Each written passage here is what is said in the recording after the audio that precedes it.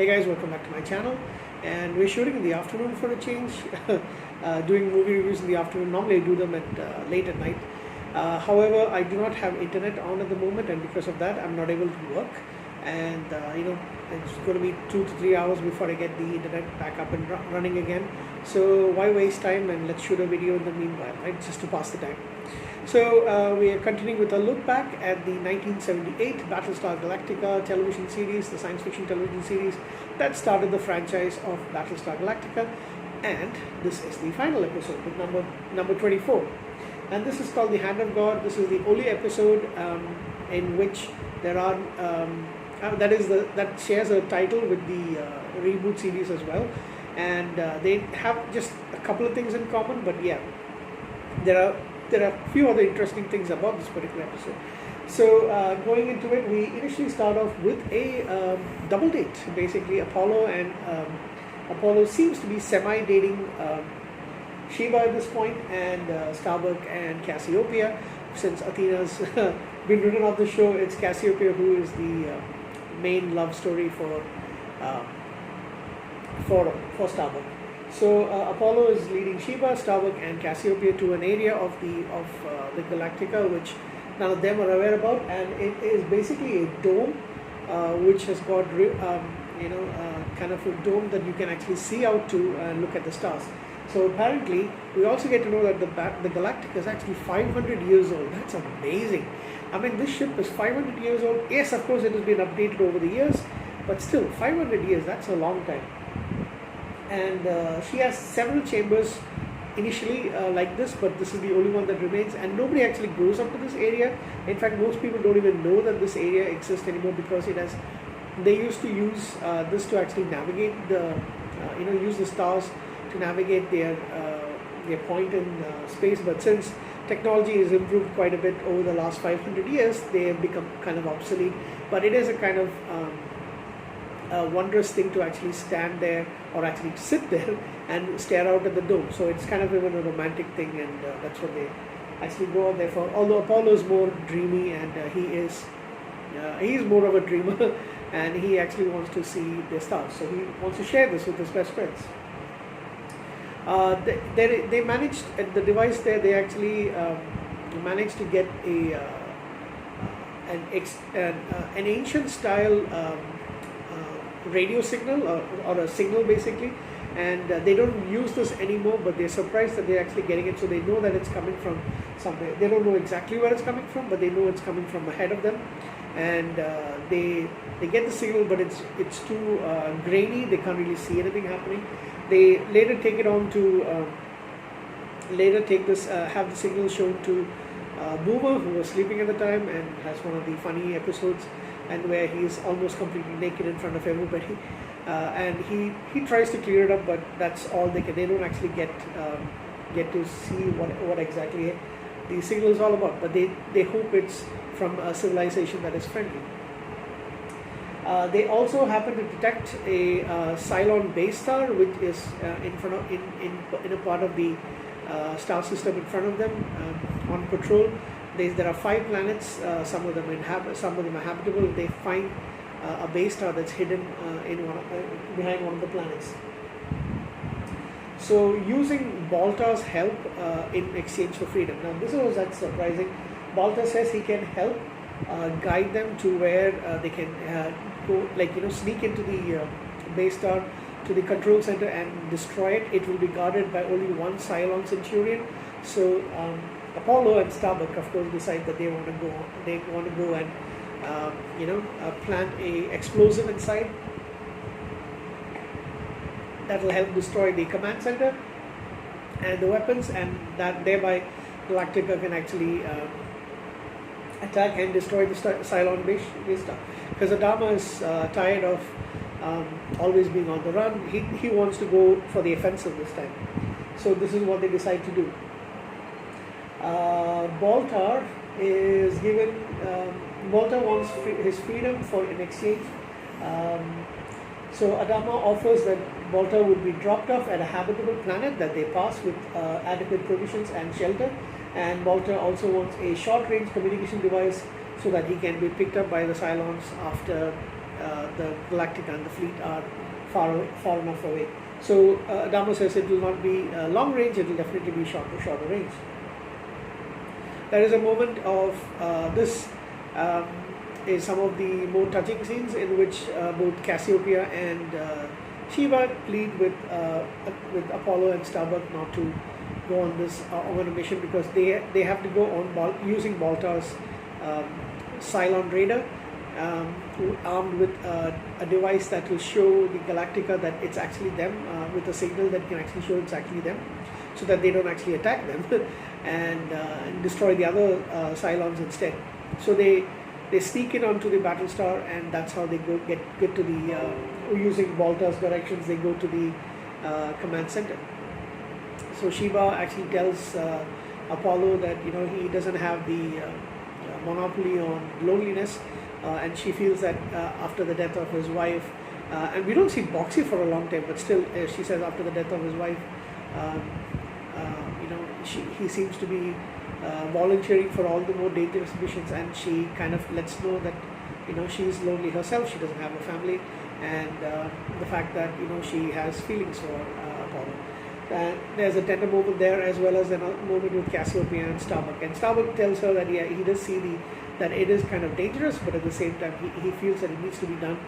And Apollo and Starbuck being the two best warriors, there are more chances of it being successful. So they do go in, they plant the devices, the explosive devices, they blow it up. They almost get caught by one of the Centurions, but they're able to destroy him. However, they lose the signal. They go back sneak onto the air, onto Baltar's radar, and what they do is they make their way back. The Galacticas are able to destroy the base star after this, and they attack all the raiders. But since they don't have a signal, they choose to do a flyby like this, which is something that a Cylon wouldn't do, and Adamo realizes that it's actually his son and Starbuck.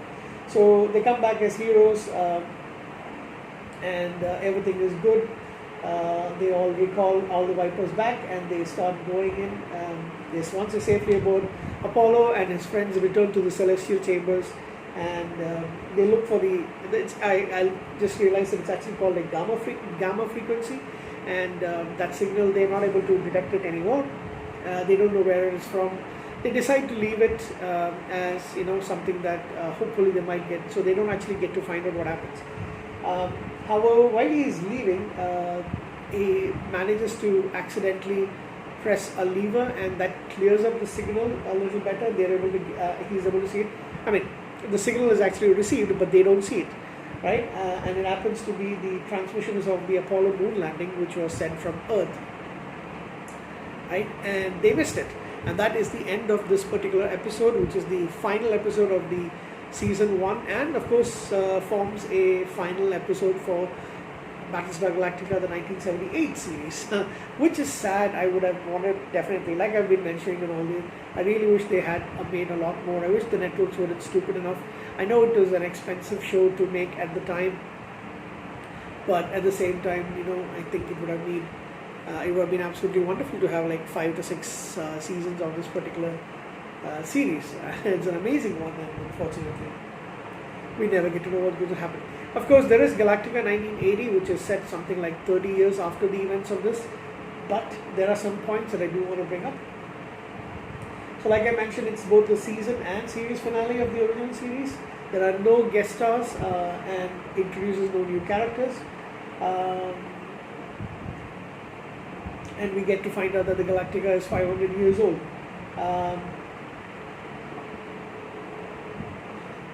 So yeah, alright, so what else? Yeah, now here's the funny part.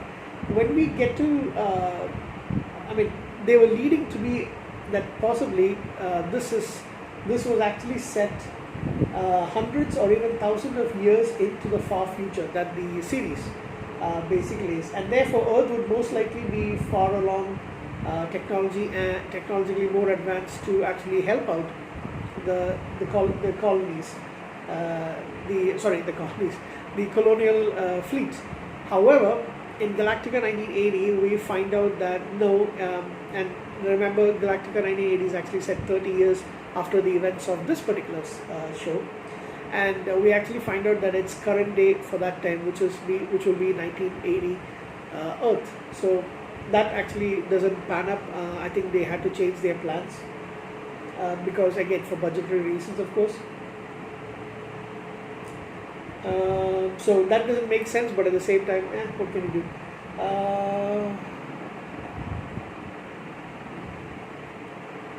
I think that's about it. Nothing really major.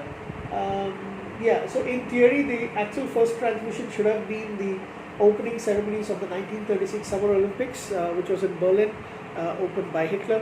If you have seen the movie Contact, that's basically what's actually coming back as a signal from the aliens that come into contact with humans. Oh, actually only one human in that thing.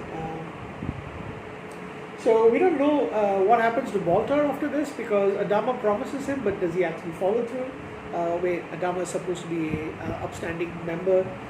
So we assume that Baltar will definitely escape from him, but we never get to see Baltar anymore.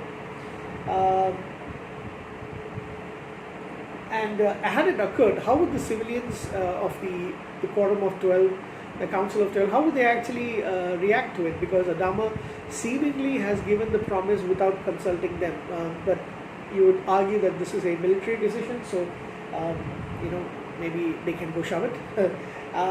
We don't know what happens to Lucifer because we don't get to see him anymore. And yeah, Boxy and Muffet, we don't get to see them. However, in Galactica 1980, we do see Boxy, although he's called by a different name. We don't know whether Starbuck and Cassiopeia got married. Did Apollo and Sheba's relationship get going anywhere? Did they get married?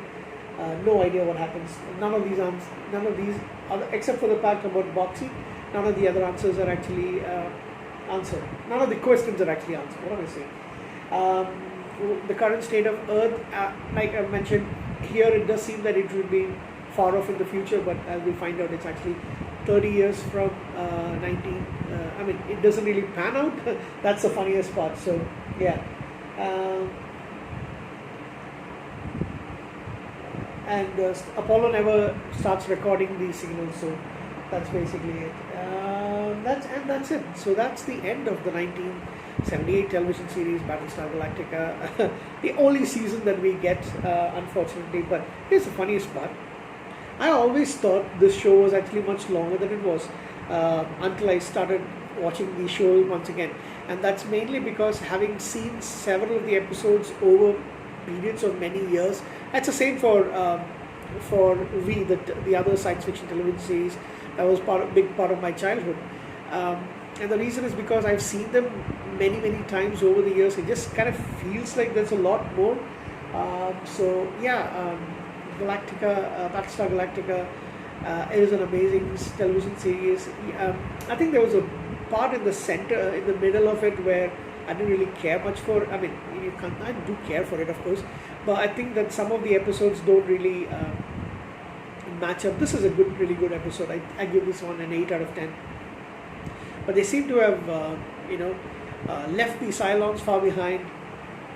There's so many other things that I think they should have actually gone in, and it's more episodic in nature. Unless you look at the arc that you have with the Terra for the colonies of Terra, and the double episodes and all that. So there were a lot of interesting things about this. They could have actually made a lot of television movies, which was actually the original plan, but it ended up being it ended up being an episodic television series with some continuity in it. I keep wondering what would have happened if instead of 1978 had Ronald D. Moore and his team came up with this particular story with Glenn A. Larson and shot this in 2003. Would it still stand up? Probably not, because despite the fact that the colonies are all being destroyed, this is more of a positive note, and I think that more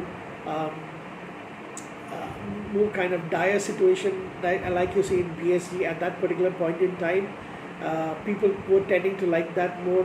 For me, I prefer this show. I do love the reboot series because I think it's got a lot of plus points. Maybe I don't think I'm going to do an episode episode by episode review of that show, but I might do a season by season show, the mini series, and then each season. But the fact is, this is something that I really would have liked to see more, and I hear a lot of talk about them doing a reboot, and that it's going to be based on the original storyline. I hope that happens because I definitely want to see what happens more. And with more budget, maybe, and I don't know how they're going to do things anymore. You don't seem to be getting television series, especially science fiction television series anymore, that have got more than like 15, 16 episodes a season. We are so lucky that we've had several shows that had 20 episodes, 25 episodes per year, or per season rather. Going by current trends, probably if it does get a reboot and if it's on a streaming service, you can expect maybe 10, 12 episodes a season, maybe even less, maybe even only like 8. My thought would be that they should actually do kind of like a mini series. Excuse me. If they do a reboot, maybe do a mini series, and then again, this is something that I could talk about for ages on end. But I definitely would love to see this particular series. Cut out all the filler episodes and all that, and just concentrate on them trying to reach Earth, trying to escape from the Cylons, and all those things. And maybe that way you can find another audience for the same storyline. Just make it a lot more, maybe a little bit more dangerous, or for all audiences to actually get into it. And they can actually do things that with the reboot, with the old storyline, and make it current, make it more for the current generation. Having seen all these kind of shows, I think episodic doesn't really have the pull that it used to have anymore. You have some exceptions like the Orville and all that stuff, but yeah, I think the way to go is probably like an arc that goes for 8 episodes or maybe 10 episodes each season. Pump in a lot of more money and get a really good cast, and I think the storyline could actually live on and create many more seasons. Of course, I would definitely like to see what would happen if they actually came to Earth and see us. Unlike in the reboot BSG, where they actually go to prehistoric Earth. So yeah, that's it. That's the end of Battlestar Galactica. All 24 episodes. I've enjoyed rewatching it, and I've already started watching, or actually already kept ready for watching Galactica 1980, because I found myself actually missing Galactica 1980. I know it isn't a very good show. I know it is pretty bad and cheesy, and its standards. It's got only 10 episodes, so I can definitely watch it quickly. But I'm, going to try and pace my reviews for the sake of the reviews. I'm going to pace watching the episodes. So that's it. That's the end of the review for the relook at Battlestar Galactica 1978 television series.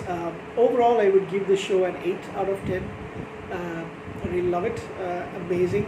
The first television show that I have actually got into, which is not a cartoon.